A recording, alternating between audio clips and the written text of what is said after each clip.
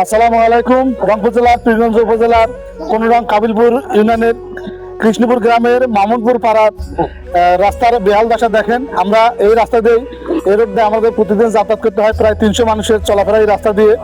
কিন্তু অত্যন্ত দুঃখের বিষয়, এখানে কোনো পদক্ষেপ নেওয়া হয় না।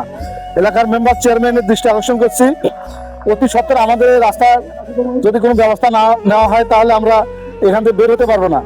এখানে অবশ্যই পানি নিষ্কাশনের ব্যবস্থা করা দরকার এবং রাস্তার ড্রেনেজ না করলে আমরা 300 মানুষের আমাদের চলাফেরা অচল অবস্থা। আপনারা দেখতে পাচ্ছেন,